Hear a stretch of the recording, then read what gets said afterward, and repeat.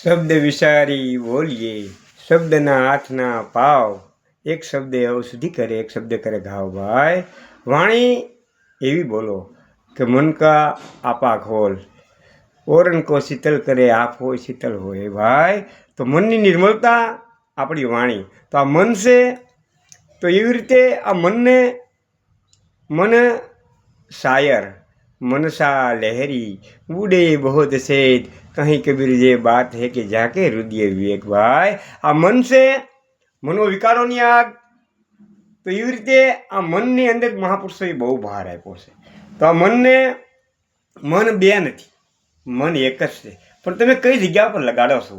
તો માટે આ મનને એવી જગ્યાએ લગાડો કે સદગુણ તરફ લગાડો, દુર્ગુણોનો ત્યાગ કરાવી દો મારા વાલા. તો એ મન છે કબીર મન તો એક હે, ભાવે જહાં લગાઈ, ભાવે ગુરુની ભક્તિ કરીને ભાવે વિશ્ય કમાય. આના મનને તમે વિશ્ય તરફ લઈ જાઓ તો તમને અધોગતિ અપાવે, અને આના મનને તમે સદગતિ તરફ લઈ જાઓ તો તમારું કલ્યાણ કરાવે. મન બે નથી, પણ મનને તમે કઈ જગ્યા પર લગાડો છો. તો એવી રીતે આપણે સારી જગ્યાએ લગાડશો તો સારું પરિણામ મળશે એનું.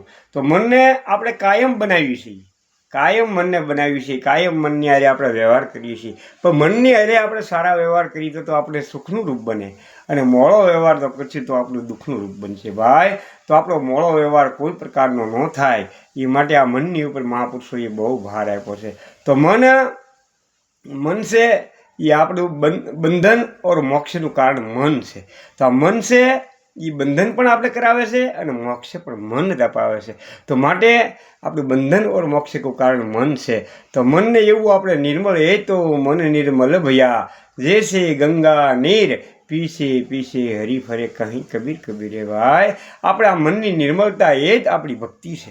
તો મનને કાંઈ નાનું મન નથી પાછું. મન શાયર મનસા લહેરી ઉડે બહોત શેર કहीं કબીર જે બાત હે કે જ્યાં કે હૃદય વિવેક. એ ભાઈ આમાં બસવાનું કોણ છે કે જેની અંદર વિવેક છે, વિવેક અને વિચાર. તો માટે આ મન છે, મનને એવી જગ્યાએ ઉપર લગાવો. એક ઝોલી મેં ફૂલ ભરા હે, એક ઝોલી મેં કાંટા હે. ભાઈ આપણા જીવનની અંદર શું ભરવા માંગો છો મારા વાલા? સુખ ભરવા માંગો છો, શાંતિ ભરવા માંગો છો, તો આ મનને આપણે નિર્મળ બનાવી દો. તો આ મન છે એ બંધન ઓર મોક્ષનું કારણ મન છે આપણું. ભાઈ તો મનને એવા સદગુરુ જો મળી જાય તો આ મનમાંથી દુઃખોમાંથી આપણે મુક્તિ. કેમ કે આપણા સ્વરૂપની અંદર કોઈ પ્રકારનું બંધન નથી. તો આપણા સ્વરૂપ છે કેવી રીતે આગ છે એ આપણે 100 ડિગ્રી જળને આપણે ગરમ કરી નાખીએ, પણ અગ્નિ ઉપર પડીએ તો અગ્નિને ઉલવી તો નાખે. કેમ કે એની અંદર તો શીતળતા જ છે. આગ આપણે લગાડવામાં આવી છે મારા વાલા. આગ એના સ્વરૂપમાં નથી, એમાં આપણા ચૈતન્ય સ્વરૂપની અંદર કોઈ પ્રકારની કામની, ક્રોધની, વાસનાની, વિકારોની કોઈ પ્રકારની આગ છે નહીં. આ બધી આગ આપણે લગાડવામાં આવી છે. જન્મ થયો ત્યારે માણસને પવિત્રતાથી જન્મ થયો હોય છે, કોઈ પણ જાતનું વ્યસન પણ ન હોય છે. તો માટે આ જેવો સંગત પ્રમાણે એનું ફળ મળે છે મારા વાલા. તો કબીર સાહેબે કીધું સંગત છે સુખ બુજે, કુસંગત છે દુઃખ હોય, કहीं કબીર જે अपना संगति હોય. ભાઈ માણસના संगत अच्छे लोगों की लो. कबीर साहब की संगत कर लो, अच्छे लोगों की दवा मिल जाएगी, सभी रोग की. भाई तो માટે संगत से सुख उपजे, कुसंगत से दुख હોય, કहीं કબીર જે બાત હે કે જ્યાં કે હૃદય વિવેક. ભાઈ વિવેક કરો. ભાઈ હરેક જન્મમાં મનુષ્યની અંદર વિવેક કરવા માટે મનુષ્ય અવતાર આપણે મળ્યો છે, આપણા કલ્યાણ માટે મળ્યો છે, સદગતિને પામવા માટે મળ્યો છે. તો આ દુઃખથી છુટકારો થવા માટે આ મનુષ્ય જન્મ છે મારા વાલા.